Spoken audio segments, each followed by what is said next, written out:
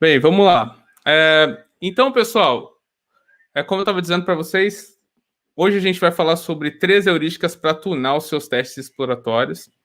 Nessa palestra vão estar eu, o Rafa e o Gabs, e eu queria já começar agradecendo ao João por essa oportunidade de estar participando aqui junto com vocês, mas também agradecer a todos vocês que aceitaram participar hoje com a gente aqui desse evento e que a gente preparou aqui um conteúdo todo especial para que vocês pudessem participar aqui junto com a gente hoje. Eu sou o Júlio de Lima, esse daqui é meu Instagram, Júlio de Limas Insta. Vocês podem me seguir lá, eu respondo dúvidas dos meus seguidores todos os dias e ajudo vocês compartilhando conteúdo sobre testes de qualidade de software. Eu sou autor de uma heurística de testes chamada Alterface, que a gente vai falar sobre ela hoje aqui nessa palestra. Boa noite, gente. É um prazer imenso estar aqui. Me chamo Rafael. Vocês podem me acompanhar no LinkedIn através desse Rafael Bandeira com 2 S. E eu sou o autor de uma heurística para aplicativos Android chamada T-Pain. Oi, gente, boa noite. Bom, eu sou o Gabs, o Gabriel Santos. Eu também sou autor de heurística, a heurística Panda. E caso vocês queiram acompanhar um pouco mais do que eu escrevo, ou dos conteúdos que eu compartilho na rede, nos slides vai ter o link do meu About Me e lá tem o link do meu Medium, que é meu blog pessoal, e eu compartilho alguns conteúdos da área também. Show de bola. Bom, quando a gente fala sobre heurísticas, é muito importante que vocês entendam que elas são uma forma de te ajudar a você lidar com problemas. Tá? Uma forma de descrever as heurísticas é uma forma muito bacana que, coletada pelo Gabs em um dos seus posts, você pode ter acesso também através daquele link ali, ó, bit.ly/palestragabs, com o G maiúsculo, onde ele fala sobre heurísticas de teste. Elas basicamente são processos que vão acontecer meio que de forma natural dentro da sua mente. Isso acontece tanto comigo quanto você também. É bem capaz de você já ter criado uma heurística e não tem noção disso. Como, por exemplo, a ordem com que você limpa um banheiro, por exemplo. Todos nós temos uma ordem que seguimos, uma forma de limpar o banheiro diferente que aparenta ser mais fácil para a gente. Isso também caracteriza uma heurística, que é para solucionar qualquer problema que nos apareça. Seja ele um problema no cotidiano, seja um problema de software, independente de qual seja. Bom, levando em consideração que a função principal da heurística é transformar algo muito mais complexo em algo muito mais simples, isso, mais delongas, vamos começar agora com a heurística Alterface, apresentando para vocês. Bacana. A heurística Alterface, como eu disse para vocês antes, foi uma heurística que eu construí para me ajudar a lidar com um problema complexo. Como que aconteceu, basicamente? Na minha mente, eu já tinha uma forma de solucionar um problema. Qual? De identificar se componentes de uma aplicação web moderna, e aqui eu estou falando de aplicações construídas com React, Angular, Vue.js, se elas realmente possuem componentes que funcionam da maneira apropriada. E aí o que acontece? Eu sempre testava essas aplicações e eu já meio que automaticamente já tinha um caminho por onde eu deveria entrar para conseguir testar isso. Eu não estou falando de uma aplicação apenas, mas de qualquer aplicação que fosse construída com arquiteturas similares a essas, ou seja, arquiteturas onde nós temos componentes que são componentes construídos de maneira artesanal. Bem, esse era o ponto aqui que eu tinha na minha mente, mas que todas as vezes que alguém me perguntava, Júlio, como você testaria uma aplicação que foi construída com React? Eu começava a pensar em algumas dicas. E aí eu percebi que havia um padrão nessas dicas. Da mesma forma que o Rafa falou que você tem um padrão de como fazer a limpeza dentro da sua casa, eu também tinha um padrão de como testar essas aplicações que possuem essa arquitetura específica. E aí, eu comecei, então, a fazer anotações sobre quais eram esses pontos. Foi muito bacana, porque quando eu comecei a pensar na heurística, eu descobri que eu estava pensando em construir essa heurística, por quê? Porque se um componente da tela não funciona de maneira adequada, a gente estraga a experiência do usuário. Também pensei que, cara, os componentes, eles são desenvolvidos por quem programa. e eles mudam frequentemente. E a cada nova sprint, um novo componente ou alguns novos componentes eram criados. Então, a gente poderia sempre enfrentar problemas relacionados ao funcionamento desses componentes. Outra coisa que eu percebi foi que quando os desenvolvedores constroem os componentes, eles fazem isso de maneira isolada. Então, eu construo o componente A, construo o componente B, construo um componente maior, C, e começo a colocar esses componentes como se fossem peças de um quebra-cabeça. E quando esses componentes eram construídos sozinhos, eles eram muito bem testados, mas quando juntos, haviam alguns conflitos. E aqui, só para que você possa entender melhor, caso você não entenda muito de React, ou de Angular, ou de Vue, eles são literalmente um campo, um botão, uma pop-up, um menu, e às vezes construídos sozinhos funcionavam, mas quando colocava-se para funcionar em conjunto não funcionava muito bem. E aí, eu percebi outra coisa também, eu percebi que a atenção do time geralmente estava voltada para a regra de negócio, não para o funcionamento de cada componente de maneira individual. Foi com base nisso que eu construí a heurística Alterface. E aí, toda heurística tem princípios. Os princípios que eu tenho aqui dentro da Alterface são esses daqui.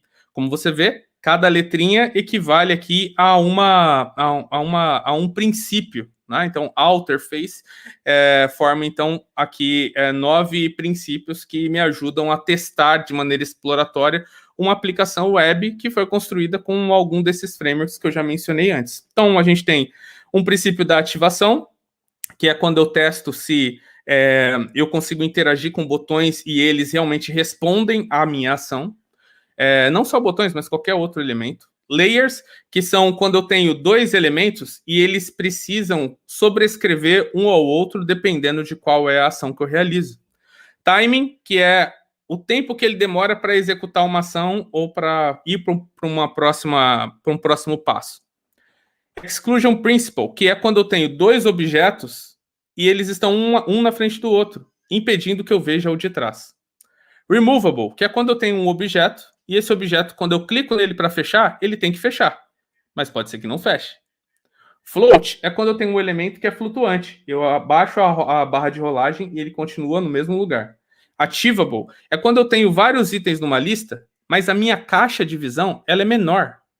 Então, às vezes, eu não consigo enxergar os elementos que estão embaixo. Collision é quando eu executo uma ação e o meu objeto que está em cima, por exemplo, abaixa o que está embaixo. E quando acontece isso, pode haver algum tipo de inconsistência, algum tipo de defeito, algum tipo de falha, né, nessa colisão. E, por fim, o expansion, que é quando eu tenho um objeto e quando eu coloco o mouse em cima dele, por exemplo, ele expande a caixa de fora, fazendo com que o layout da tela quebre. Se você já vivenciou qualquer um desses problemas, com certeza você sabe você sabe do que eu estou falando. Esses problemas acontecem sempre. Se você utiliza a heurística Alterface para guiar os seus testes exploratórios, você consegue identificá-los de maneira mais rápida.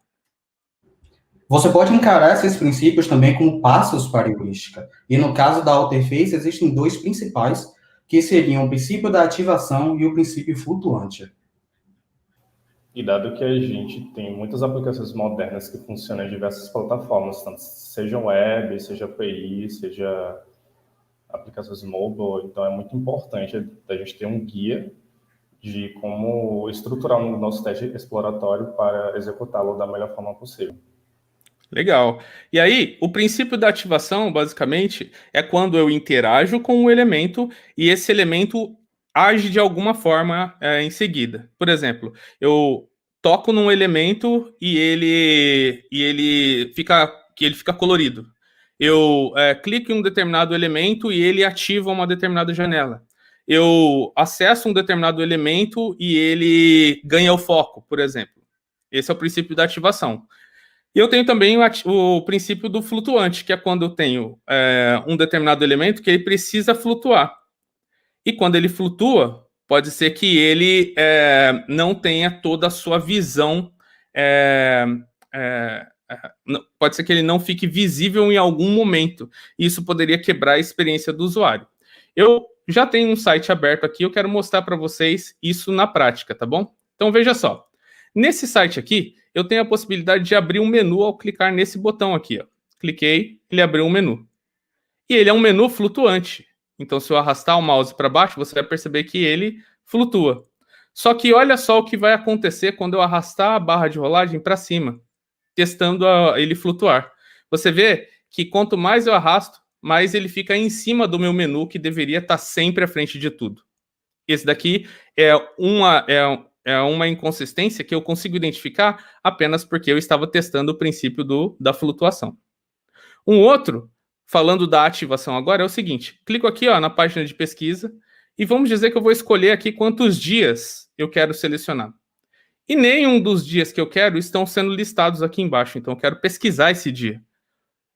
Para que eu possa pesquisar, então, eu tenho que usar o princípio da ativação de clicar nesse objeto, então digitar algo. Só que quando eu clico, olha só, ele fez desaparecer o menu que estava aqui segurando esse objeto. Esses daqui são alguns dos princípios que nós temos dentro da heurística Alterface e que pode ajudar você a encontrar bugs aí dentro da aplicação que você testa. Falando em encontrar bugs, T-Pain tá aí uma heurística que pode te ajudar a fazer isso também, né, Rafa? Exatamente. Chegou minha hora de brilhar, peraí. Essa heurística é extremamente inspirado pela Alterface. Eu acompanhei 2 palestras de Júlio falando sobre a Alterface e eu fiquei, velho, eu faço algo similar a isso no meu trabalho. Eu trabalho com bastante aplicações Android, trabalho com criação, com arquitetura, então eu já tinha mais ou menos algo em mente. Consultei Júlio, parei para poder analisar quais seriam os princípios da T-Pain, e aí eu consegui perceber que muitas das heurísticas para aplicações móveis focavam muito na UI, focavam muito no que o usuário conseguia ver, só que o problema de uma aplicação Android comparado a um website, comparado a uma aplicação de computador, é a forma como o sistema operacional gerencia essa aplicação.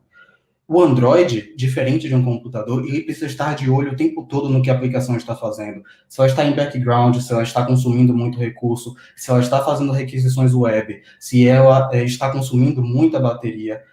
No computador, você abre uma aplicação e você mesmo precisa fechá-la. No Android, ele faz isso automaticamente. E foi com isso em mente que eu pensei em trazer uma metodologia que focasse na comunicação entre o sistema operacional e a aplicação.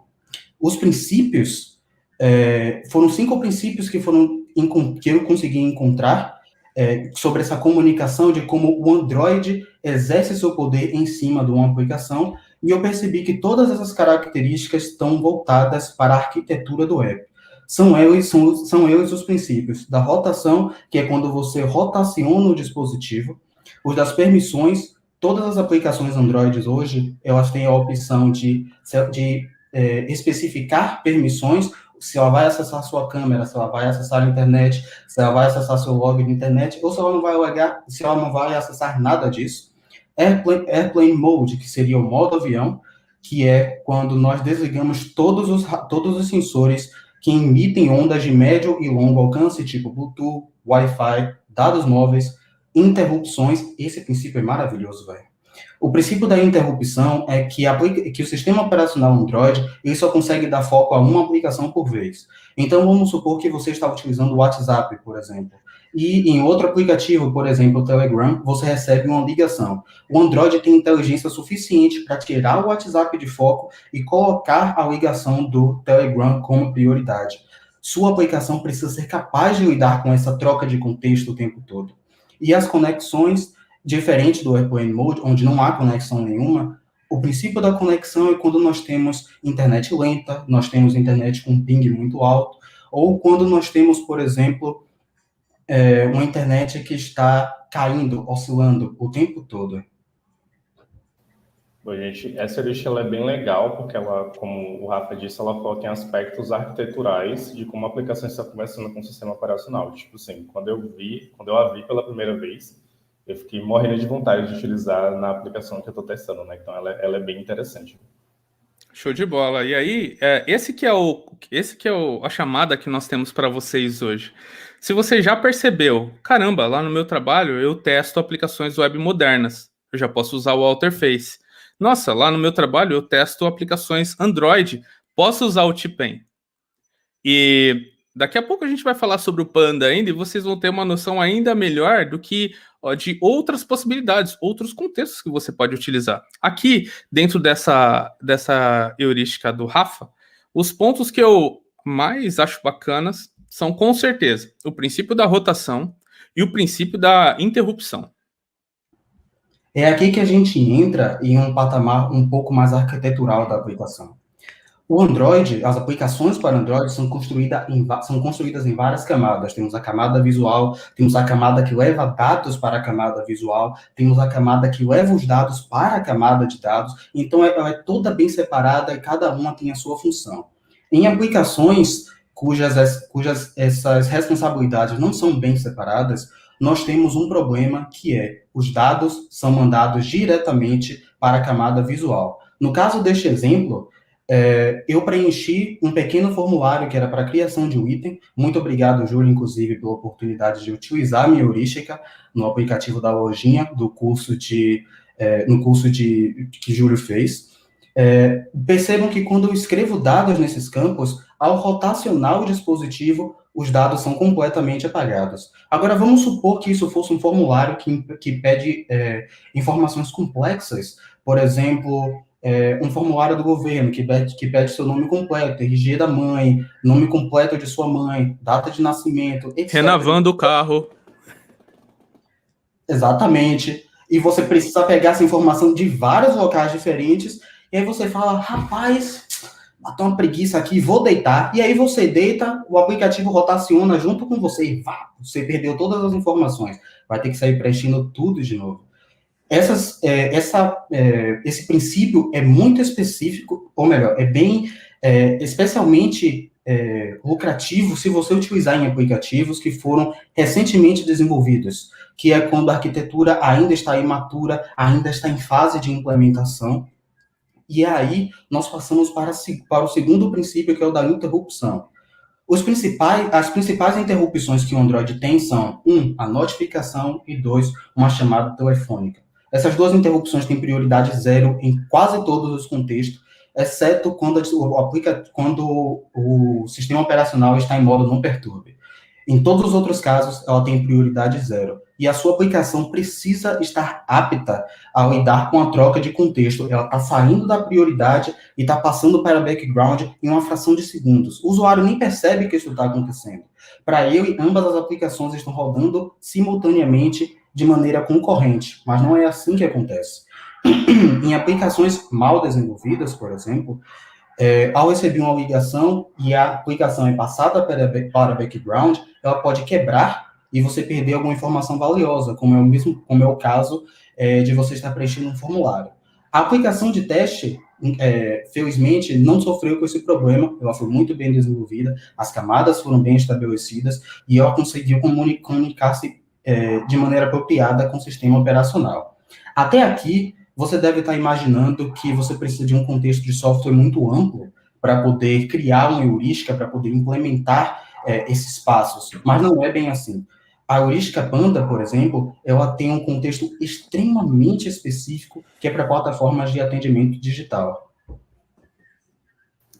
Bom, gente, como o pessoal aí falou, a heurística Panda ela foi desenvolvida para enviar os testes em plataformas de atendimento digital.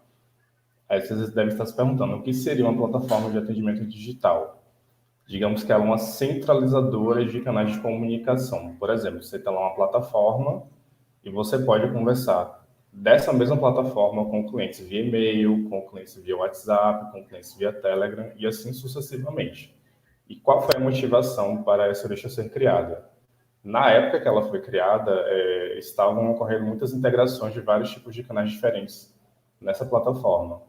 E o teste exploratório levava cerca de 2 dias e meio para ser executado. Daí, tirando um tempinho para fazer toda a análise de contexto e do que é que podia ser melhorado, eu percebi que existiam alguns processos que eram sempre executados, e a questão foi só refinar esses processos e transformá-los em algo que seja de fácil memorização, por isso que a estratégia da heurística foi utilizada, e que também reduzisse o tempo de execução desse teste exploratório. Aí o resultado que eu tive foi, de 2 dias e um pouquinho, os testes foram feitos em 2 horas e meia, mais ou menos. Já em relação aos princípios da Panda, o primeiro deles são os parâmetros do sistema. A gente verifica como esses canais se comportam em relação aos parâmetros do sistema, ou seja, as configurações dessa plataforma. A gente também verifica no princípio A como a API se comporta nesse canal, a API de mensagem, a API de manipulação de chats, por exemplo. Em relação ao M, que é a manipulação de chats, a gente verifica se, colocando o chat na fila, nesse canal, ele vai realmente para a fila. Finalizando o chat, ele realmente vai ser finalizado? O próximo princípio, o M, é o princípio de mensagens. A gente verifica se as mensagens estão sendo trafegadas corretamente ou se os diferentes tipos de mensagens estão sendo trafegados corretamente nesse novo canal. Em relação ao D, o desempenho é basicamente avaliado o tempo em que a mensagem chega da plataforma para o cliente ou do cliente para a própria plataforma. E o princípio ágil de automação, que era o carro-chefe dessa plataforma, é como a automação ela se comporta nesse novo canal, seja finalizar o atendimento, colocar um atendimento na fila, enviar diversos tipos de mensagens automáticas nesse novo canal que foi integrado.